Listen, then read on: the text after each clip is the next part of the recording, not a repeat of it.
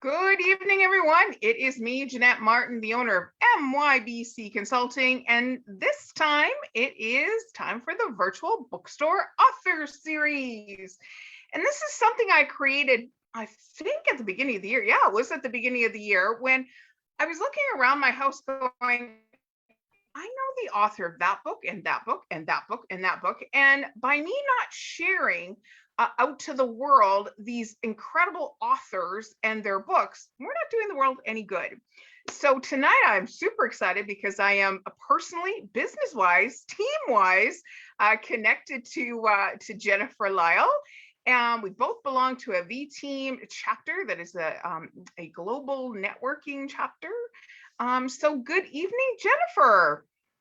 Good evening. Thanks so much, Jenna. I'm excited to chat with you and to share my experience. I'm excited too, because when we get together for our meetings, you are sharing one part like about your business. And now we get to kind of both take off our business hats for a bit and get into something we also do. And let's talk about you being an author. So first of all, the business stuff out of the way. Let's talk about your business. So if the name of your business is, where are you in this incredible blue marble? And now we'll get into it. Sure. So I'm an intuitive business mentor and chief energy optimizer, and I help conscious entrepreneurs who have a really big mission to get out in the world, to get really clear and get out of their own way. Oftentimes they're up leveling and they get stuck, and the old version of themselves will not get them to where they need to go for their vision. So I help them with creating a plan and working through everything that's coming up, those excuses, those blocks, those patterns, so that they can be there to make the impact and income that they deserve. So whereabouts are you located in? I'm just outside of Toronto, Canada. Say hello to Ontario for me. I'm from London, Ontario. I often say to people that live in Toronto, can you turn, I think it's southwest, and give a wave down to London, Ontario for me.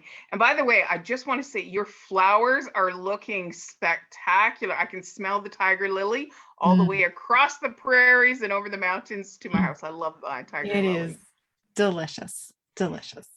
So let's get into your writing a book. And there have been people that have come before you, but each person has their own journey.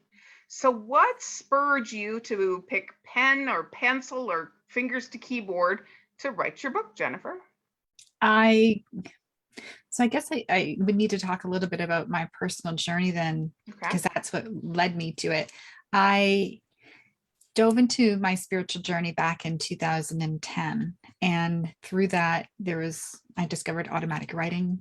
I discovered using a pendulum to develop my intuition and to get answers from the universe. I discovered meditation using crystals and oracle cards.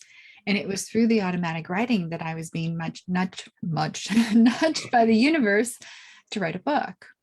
And so the way I wrote it, most of it was through speaking, and I had it on an audio recorder, and then I assimilated all the different chapters, got them transcribed, and then started to put that together as the book. And it's called The Beginner's Guide to the Soul. Oh, that's a beautiful title. Thank you. And when I first started sharing my gifts, I was supporting individuals, and my modality is called Connect to You. And the intention of that work is to connect the soul with the heart and the mind. So I was connecting with a lot of people who were just early on their spiritual journey. And so this was meant to be a tool to support them as they're starting to ask some questions about, what is a soul? What's this bigger connection? What are some of the things that I can do to go deeper within? And that's what the content of the intention is of the book. It's a book, and there's also a bit of a journal aspect to it as well, because I give exercises called Soul Joy to help people with going deeper in some of the teachings and some of the concepts, to start to practice them and see what they notice in the world, what kind of synchronicities they discover. So with spirituality, I'm just going to go here just for a second to unpack this. Spirituality, not necessarily religion or religiousness. So can you kind of tell me the difference between the two if you can? Because spirituality, there's certain words that I'm finding out on social media or in newspapers and articles about that word spirituality and versus religion. I'd love to know your take on it, because I think it's one of those words that gets kind of used, but I don't think it's defined well enough. And I know you are the person that can help me with that. Thank you. Yes. And so I also struggled with that as well, because spirituality often does refer to religion, but with the way the world is waking up and evolving, there is just a deeper connection with the higher power, whatever that may be. Now, each religion talks about this higher power and gives it a different name. And some it's God, Buddha, Jesus. Well, Buddha's not really the higher power that they necessarily pray to, but like there are these different enlightened beings that are honored in different religions. And so rather than giving it a label, for me, spirituality is just about that one creator, whatever name you go by. It's about connecting in with that. And you don't need the framework of a religion. I believe that the different religions all have a core foundation of love. And some of the core teachings are all the same. They just get interpreted a little bit differently. So for me, spirituality is your personal connection, with whatever that higher power is and whatever you call it. And it doesn't need to be within that framework of what's called religion. May I be so bold to ask you is what started you, or what was the catalyst of you going on your spiritual journey when you started? I was not really happy.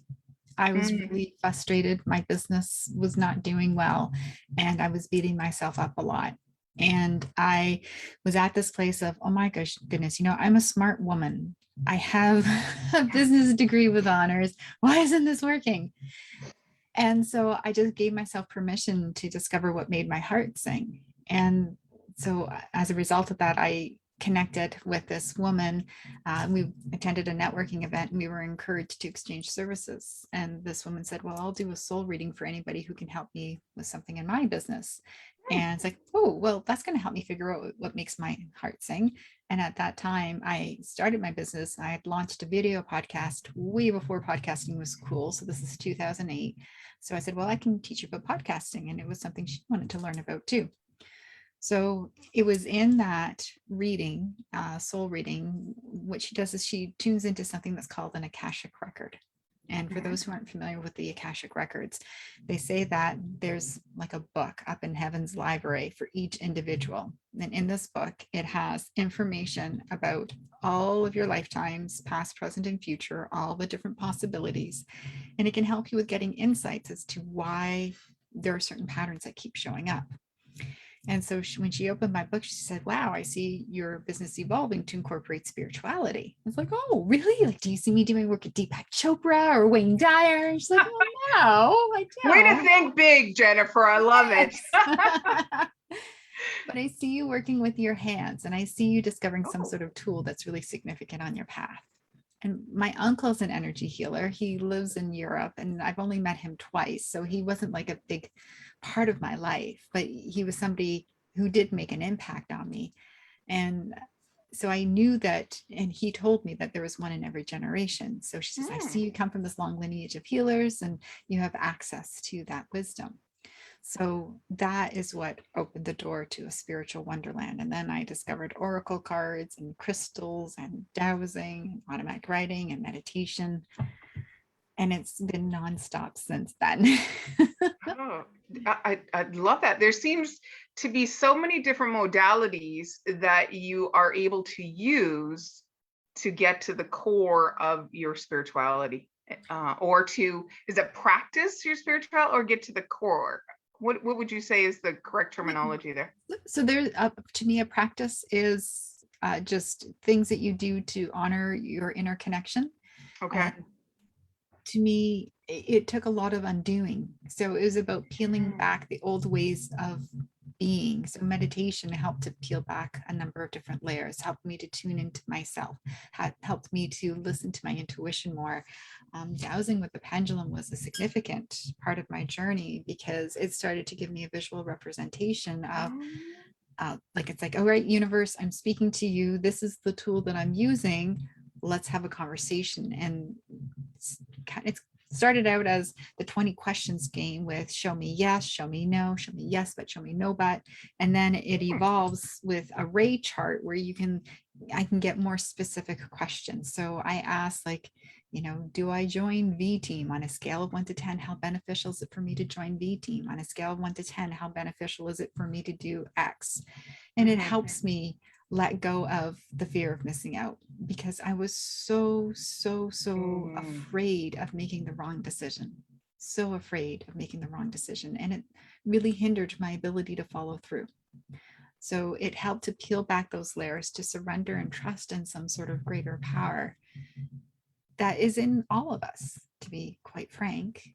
And we just have to believe in ourselves and know that we can tap into it. And that's what the book is about. I love your take on that fear of missing out. You hear about people doing things so they don't miss out. And if I'm understanding this correctly, that's not how your fear was. Your fear was just going forward, not being part of the crowd or anything, but just that fear piece of doing what your spirit and your soul is telling you to do. If I read that correctly, it was a different take when I was listening to you, because there is what they call the FOMO, which is you tend to go out and do stuff for other people in order so you're not missing out. But it seems like your fear was different, a different definition of that. Yeah, that's a really good observation. So it's the fear of doing all this other crap that takes me away from doing my purpose, doing things that will help me go deeper on my purpose. Because we get so many invitations for being on a podcast, being at an event, being in a program, so many different invitations. How do you know which one is the right thing for you? Because especially if you need help with marketing, right? Your presence on social media, or, creating a launch or whatever it is, or deciding if you are going to write a book. How do you know that the time that you invest in that is going to best serve you? Or is it keeping you hiding so you don't have to step into your purpose? So that perfectly leads into you stepping up to start writing your book. So let's go to that journey. And what did that look like for you?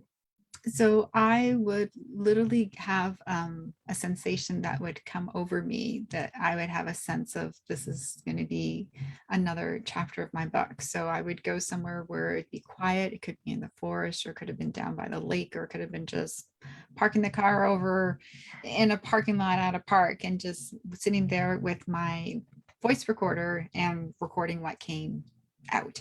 And then I had that transcribed and then reviewed it and did some minor editing. And then I worked with a book editor.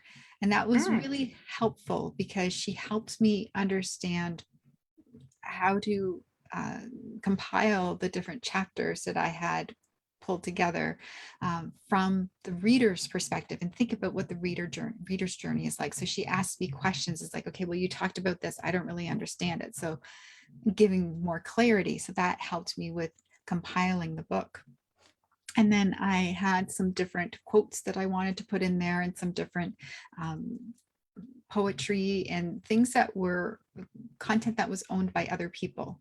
And so I sat in fear for a long time about not knowing how to navigate that. And so I slowly, I would, take a little bit of action and figuring out what to do around that, because I didn't want to break any rules. I didn't want to get sued. I didn't want to have anything bad happen because of that.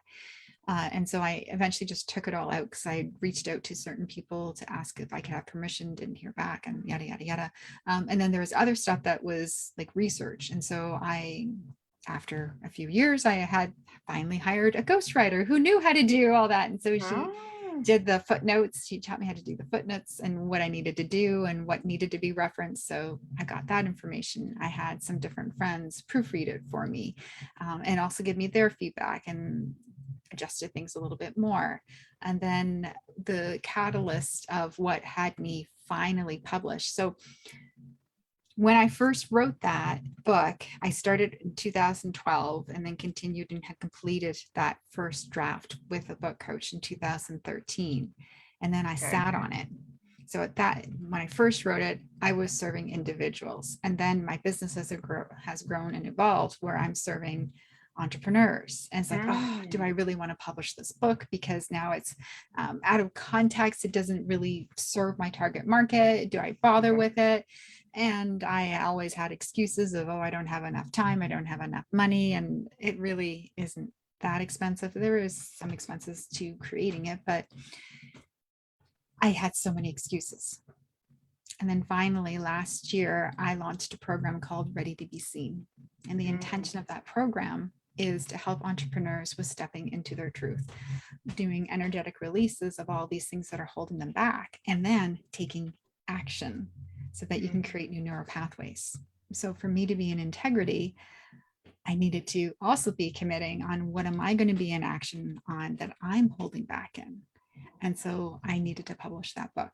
So I had declared that in July, and then it took some time with connecting with the different resources to actually, do the formatting and another rounds of edits and whatnot. So it was September last year, 2020, that I finally published. Wow. Yeah. A 10-year, if I'm adding up all the years, 8-year journey. 8-year journey for your book. Wow, that's incredible. And you owning it along the way. And I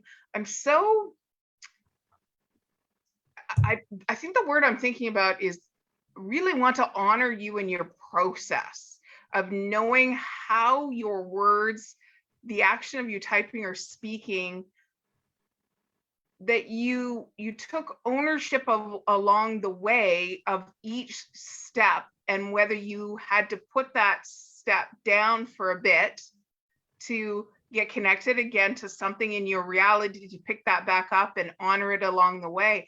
I think that's a really beautiful story, Jennifer, because there's some people that just feel that, oh no, I need to get a book out. I need to get a book out.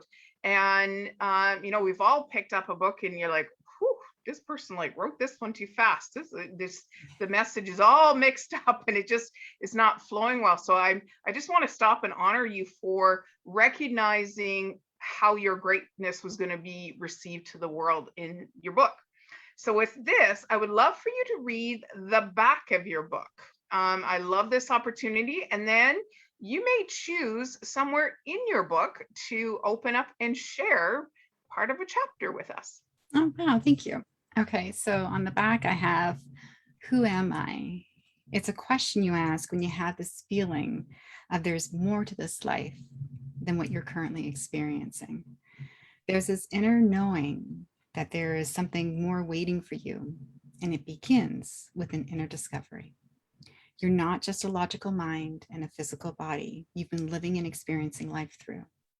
You're more than you've been defining yourself through the outside world. A beginner's guide to the soul supports you with this inner discovery to help you remember who you truly are and begin to explore what you're here to do. It's a journey home to understand your true self. And I'm just going to randomly pick a page. I just want to pause there for a second. I love how you said beginner, like a permission. That's almost like a bit of a permission slip to go, you know what? It's okay that I'm a beginner, because we all can't start at, oh my gosh, the end, a Deepak Chopra novel, or a book. And I've read many of his, and his takes a big commitment to get the full message. But that place to start of, say, comfort or safety, a little bit of a nice soft pillow to start with your journey on self, and then to go deeper and deeper and deeper along that journey. So beautiful name. I love that word, beginner. We're all a beginner at something. Every day when we wake up, it's the beginning of a new day. Beautiful. So what I landed on here is chapter 6, connecting to your true self, your soul. I'll just read the first 2 paragraphs. Making the connection between your soul and your body is a basis of living an incredible, magnificent life. Your soul is your direct hotline to the divine. It gives you access to all you need to know to lead to the most magical life possible. What tends to happen is when something challenging or stressful happens, or you get busy, you forget about this wonderful connection that's available to you. And this sidetracks you off your true path, taking you onto a route that provides wonderful learning experiences, but it doesn't connect you with the most beautiful potential for you. When you're able to make the connection to your soul, tune into this connection, foster it, listen to it on an ongoing basis, life becomes fun, easy, and playful. Wow. And I would say when I connected to me being a storyteller, with me, our family, we were family storytellers. My dad could tell a good story, sometimes a good joke, sometimes a bad joke, but story was so important. And when I recognized that, I love that in people, like your story and how you're exchanging your story to the world. It's a gift for me to keep wanting to do what I love to do. So, and there's work. Oh, okay. So now we're going to finish off with, who do you think should have a copy of this book, and who could it be a gift to if somebody was thinking about purchasing it as a gift? So someone who is curious about meditation, or who just are being drawn to crystals and they're curious about that. People who are curious about spirituality, not in the religious context, and they're just dipping their toes in. This is a delicious conversation to help open that door up for what there is to discover and how they can have fun and play with it. It would be a wonderful gift it could be for a daughter, it could be for a best friend. Oh my gosh, it'd be such a beautiful gift to buy for yourself and for your bestie, so you can dive into it together. Ooh, love that. And when you talk about crystals, and then it's called a dower? Pendulum. Oh, pendulum. So would it be a good gift or a good book if I was going to give the 7 crystals, the 7 colored crystals of the chakra in with it? Yeah, absolutely. Nice little spirituality, a nice little candle, and put the book in there, and a nice basket for someone. Yeah, or a journal as well, and a nice pen. Oh, perfect. So where can people buy your book, Jennifer? It is on Amazon, so I'd be happy to share the link afterwards in the comments. Perfect. So I'd love to wrap this up with the author having the last word and why they wanted to write the book, or share anything that you want from the author's perspective. I would really just encourage you that if you have a book in you yourself and you have a message that you know needs to be heard, don't wait. It doesn't have to take 8 years altogether like it did for me. It can be much faster. A lot of the stalling was just me getting in my own way, and it was not nearly as scary. Like, there is work to it. There is a lot of work to it, but it isn't nearly as scary as you think it is. So believe in yourself. You can do it. Perfect. Thank you so much, Jennifer, for sharing your 8-year journey of writing the Beginner's Guide to the Soul, correct? If I'm saying that to the Soul, that's right. Love it. And show you the front cover of it again, please. Beautiful. Love the blues. It just looks like a nice light read, but a very impactful read as well. And the feather on there was significant, because that's often something that people connect with early in their spiritual journey as they start noticing signs from the universe. Feathers. Oftentimes people will see feathers as a way that the universe is speaking to them. I see feathers all the time. Oh, yeah. We're going to carry that feather conversation offline when we're done here, because I see feathers and different color feathers, and I often wondered what that meant, other than there was a bird close by. So again, thank you, Jennifer, for joining me on the MYBC Virtual Bookstore Author Series. I will get the link as well afterwards, and I'll make sure that it goes up on the MYBC Virtual Bookstore on my website as well. Sure enough, you'll see a whole bunch of books up there. It will link over to the Amazon, but it's away from the clutter. And it's everybody that is on the MYBC Consulting Bookstore shelf, I have personally met the author, and they've been curated there as a place of honor. So tune in next Tuesday night for another author sharing their story. As you can kind of see, I've kind of positioned myself a little differently in my big purple couch. Grab a book, grab a cup of tea, read, take your mind, body, and soul on a journey that you can't do in reality, that you can only do through the pages of a book. So thank you so much, everybody. Bye-bye.